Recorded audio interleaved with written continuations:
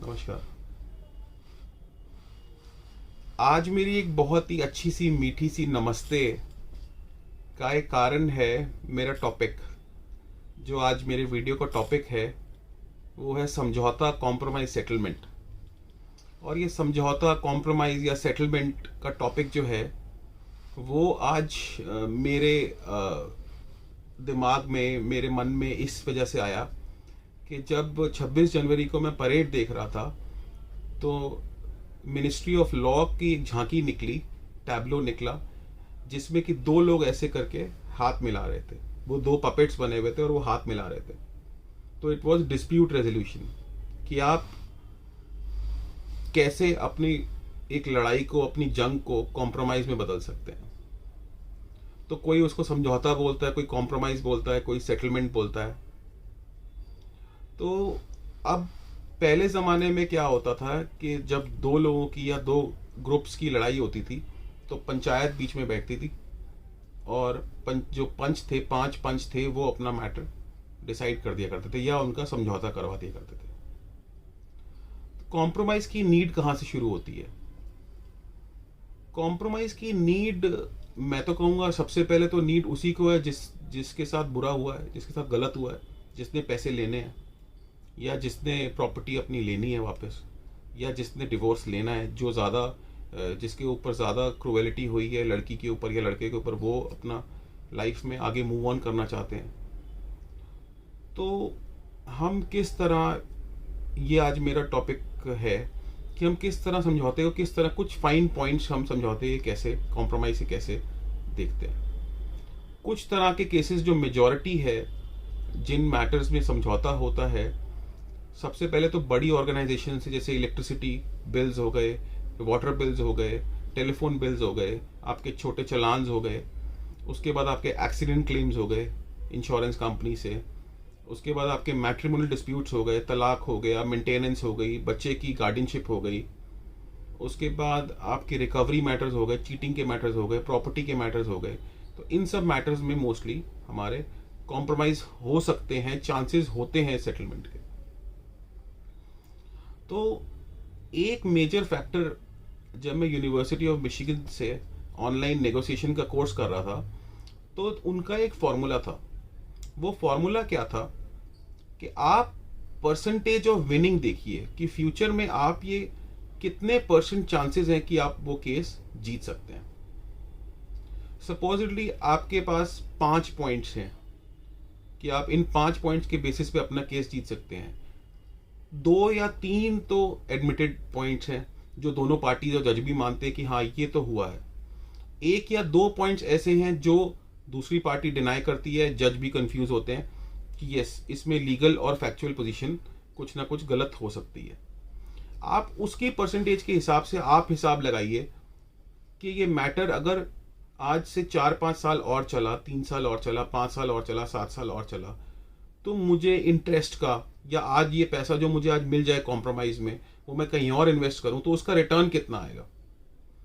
तो ये बात तो हो गई हमारी कैलकुलेशन की, एक हमारे को ये दिमाग में रखना होता है। दूसरी बात जो हमारे को ये देखनी होती है कि हमारा इफेक्टिव लॉस कितना हो रहा है। हमारा इफेक्टिव लॉस आज इतना, जो हमारा हम टाइम कोर्ट्स में लगाते हैं, लॉयर्स को हायर करते हैं, जजेस के आगे अपेयर होते हैं, हर अपेयरेंस पे हमें कोई ना कोई एफर्ट करना पड़ता है, अपना काम छोड़ते हैं। एक टाइम की वैल्यू होती है, there is a value of time which is mentioned, I mean developed countries में, अमेरिका में, ऑस्ट्रेलिया में, यूके में, जापान में टाइम की वैल्यू बहुत है। बट ऐसा नहीं है कि इंडिया में टाइम की वैल्यू नहीं है। एशियन कंट्रीज़ में भी टाइम की बहुत वैल्यू है। बिकॉज आज आप देखें कि एक 500 या 1000 रुपये तो एक प्लम्बर या इलेक्ट्रिशियन दिहाड़ी लेता है या पेंटर दिहाड़ी लेता है।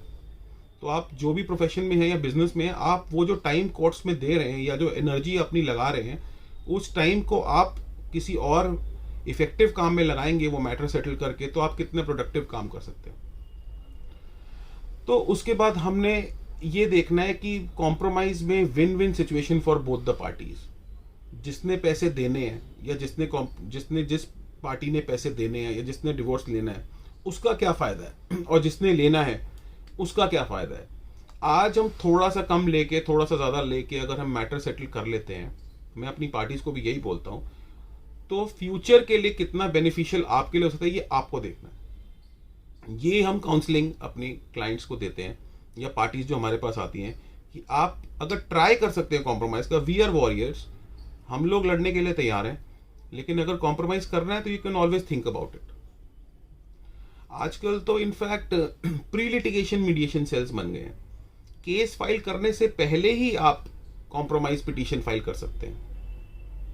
हाई कोर्ट ने, सुप्रीम कोर्ट ने काफ़ी इसमें प्रमोट कर रहे हैं, डीएलएसए, एनएलएसए, जिसमें लोक अदालत लगती हैं, कॉम्प्रोमाइज कोर्ट्स लगते हैं। हिंदू मैरिज एक्ट में तो प्रोविजन है that the matter is bound to be sent for compromise, so that there is not enough pendency, लड़का लड़की की लाइफ खराब ना हो कोर्ट्स आते आते। और मेन जो मेरा मतलब कुछ पॉइंट्स जो मैंने डिस्कस करे हैं, इसमें साइकोलॉजी का भी एक मेन पॉइंट है। आपकी साइकोलॉजी क्या है? क्या आप झगड़ा ही मोल लेना चाहते हैं लोगों से? क्या आप लाइफ में आगे मूव ऑन करना चाहते हैं? या फिर उस इंसान ने आपको बहुत ज़्यादा दुख दिया है या उसने आपका बहुत ज़्यादा लॉस किया है कि आप उसको लेसन सिखाना चाहते हैं? कुछ केसेस ऐसे हैं जो कभी भी कॉम्प्रोमाइज़ नहीं हो सकते, जैसे डेकॉइटी हो गया, मर्डर हो गया। इंडिया में ऐसा कोई लॉज नहीं है जो ये मैटर सेटल हो सके, बट कुछ केसेस का इकोनॉमिक पार्ट तो सेटल हो ही सकता है, ये मैं मानता हूँ। तो इन अ वे आपको बहुत ठंडे दिमाग से सोचने की ज़रूरत है कॉम्प्रोमाइज़ में जब आपका केस जाता है या आप लगवाना चाहते हैं कि आपको क्या करना है। और मीडिएटर का बहुत बड़ा रोल है कि वो कैसे समझाता है दोनों पार्टीज़ को अलग अलग, कि आप कैसे विन विन सिचुएशन में आप ये केस कॉम्प्रोमाइज़ करके भी जीत गए हैं।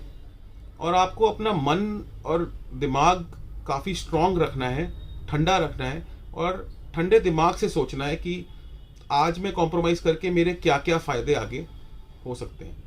ठीक है, कोई ये पार्टी आपको जो दे रही है पार्टी पैसा, वो ऑब्वियसली आपको कम ऑफर करेगी सेटलमेंट में, बट आप आज आगे का फ़ायदा ना देख के आज का नुकसान अगर हम कैलकुलेट करें जो हम कर रहे हैं, तो हो सकता है वो आपके लिए प्रॉफिटेबल हो। तो ये सब डिफरेंट कैलकुलेशंस हैं, डिफरेंट साइकीज़ हैं लोगों की। कुछ लोग विंडिक्टिव होते हैं, बदला लेने की आदत होती है। कुछ लोग सिर्फ जानबूझ के ही वो तंग करने के लिए ही केस कर रखा होता है, या कुछ सीरियस ऑफेंसेस होते हैं। तो ये मैटर तो वैसे भी सेटल नहीं हो सकते। बट येस, अगर ताली एक हाथ से नहीं बजती, अगर दोनों साइड को लगता है कि दोनों ने थोड़ी थोड़ी कुछ ना कुछ गलती करी है, तो definitely there are chances of settlement के पूरे पूरे चांसेस होते हैं। तो आज का मेरा टॉपिक यही था और छोटी सी डिस्कशन थी। आई होप कि आपको मेरा ये टॉपिक और डिस्कशन पसंद आए। Thank you so much. Okay, good bye for now, bye bye, नमस्ते।